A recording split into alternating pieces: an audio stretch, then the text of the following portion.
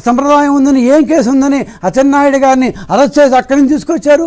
ఏ case ఉందని కొల్లు రవీంద్రన్ చేశారు.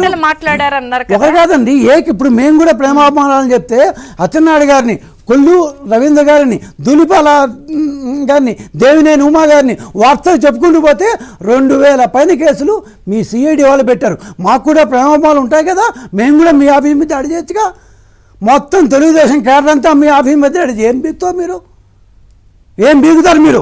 ఏమీ పీకలేరు. పోనీ ఇప్పుడు చేయొచ్చుగా. పోనీ అప్పుడంటే అధికారం లేదు, పోలీసు మొత్తం మా దగ్గర ఉన్నారన్నావు, కరెక్టే. ఇప్పుడు అదే పోలీసులు మా దగ్గర ఉన్నారు, ఇప్పుడు మేము దాడి చేయొచ్చుగా. ఏం మాట్లాడారంటే ఇదే పద్ధతి, ఇదే సంప్రదాయం మీరు వాడతారా? అవును, వాడండి. 2 సంవత్సరాల తర్వాత సీసీ కెమెరాలు బేస్గా అరెస్టులు జరుగుతుంటే అది నీకు తప్పుడు సంప్రదాయం కనిపిస్తుందా? అంటే ఇంతకుముందు చేసిన ఇప్పుడు నేను చెప్పిన లిస్ట్ అంతా నీకు చాలా మంచి సంప్రదాయం కనిపిస్తున్నాయా? ఏ బేస్ మీద ఏం మాట్లాడతారు అసలు? ఒకటి చెప్పండి నీలేపాలెం విజయ్ కుమార్ గారు, అప్పట్లో కర్నూలులో కూడా ఈ పెద్ద మనిషిని ఉరికేయాలి, కాల్చేయాలన్నారు కదా. నడి రోడ్డులో మీరు మర్చిపోయారేమో, నంద్యాలలో ఇందాక ఆవిడ చెప్పాడు కాల్చిపారు కదా, నడి రోడ్డులో చంద్రబాబు నాయుడు గారిని ఉరి తీయాలంటే నీ మీద 307 సెక్షన్ పెట్టాలా వద్దా? హత్యాయత్నం పెట్టాలా వద్దా? నడి రోడ్లో ఉరి తీయాలి చంద్రబాబు నాయుడు గారిని. అప్పుడు సీఎం, మరి అప్పుడు ఏ సంప్రదాయం నీకు? అంటే నీకు సంప్రదాయాలు అప్పుడు తెలియదా? నువ్వు సంప్రదాయాలు తెలియకుండా మీరు అప్పటి నుంచి పెరిగేశారా? ఇప్పుడు కొత్తగా సంప్రదాయాలు తెలిసి వచ్చాయి మీకు పాపం. అంటే ఒక మాట మనం మాట్లాడేటప్పుడు ఏం మాట్లాడుతున్నావు, ఎందుకు మాట్లాడుతున్నావు? నాకు వచ్చిన ఒకటి ఏంటంటే, నందిగం సురేష్ గారిని మాత్రమే ఎందుకు ఆయన పరామర్శిస్తారు? మిగతా చాలామంది కూడా అరెస్ట్ అయి ఉన్నారు కదా. అంటే కార్యకర్తలను పట్టించుకోరా? నేను ఎవరో కొలుగుపూడి శ్రీనివాసరావు గారు చెప్తున్నారు, వాళ్ళ పిన్నమ్మ కొడుకు ఎవరో హైదరాబాద్లో ఉన్నాను పాపం, దాదాపు చాలా సీరియస్ పరిస్థితిలో ఉన్నారంట. వాళ్ళని ఎవరు పట్టించుకోరా? అంటే మీకు టాప్ స్థాయి నాయకులు మాత్రమే కావాలి, కార్యకర్తలు వద్దు.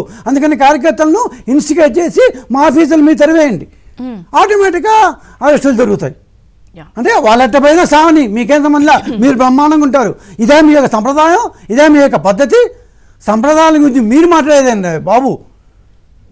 ఒక్కొక్క మాట మీరు మాట్లాడే మాట ఏమంటారు, దాన్ని డీబంక్ చేయడానికి ఒక్కొక్క క్షణం పట్టట్లేదంటే మీరు ఎంత అసంబద్ధంగా మాట్లాడుతున్నారు. వార్నింగ్ ఇచ్చారు కదా, రెడ్ బుక్.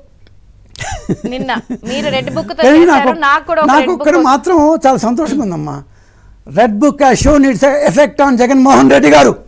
జగన్మోహన్ రెడ్డి గారి మీద ఖచ్చితంగా ఈ రెడ్ బుక్ అనే లోకేష్ గారు రెడ్ బుక్ అనేది ఆయన పదే రెడ్ బుక్ ఏముందో ఆయన టెన్షన్ పాపం. దానిలో ఏమైపోయినాయో, ఆయన పేరు ఎన్నిసార్లు రాసుకో ఉన్నాడో, ఎన్ని పేజీల్లో రాసుకో ఉన్నాడో అని. So the red book has definitely shown its effect. ఆ ఎఫెక్ట్ జగన్మోహన్ రెడ్డి మీదే కాదు, ప్రతి వైసీపీ అక్రమంగా అంటారు మాట్లాడిన, చేష్టలు చేసిన ప్రతి వైసీపీ నాయకుడి మీద ఈ యొక్క రెడ్ బుక్ ఎఫెక్ట్ మాత్రం పడింది.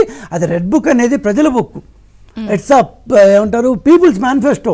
సో వీళ్ళు చేసిన తప్పులు, వీళ్ళు చేసిన యథోపనులు, వీళ్ళు చేసిన అక్రమాలు, వీళ్ళు చేసిన అకృత్యాలన్నీ ఆ రెడ్ బుక్లో ఉన్నాయి. అంతకంటే ఏముండదు.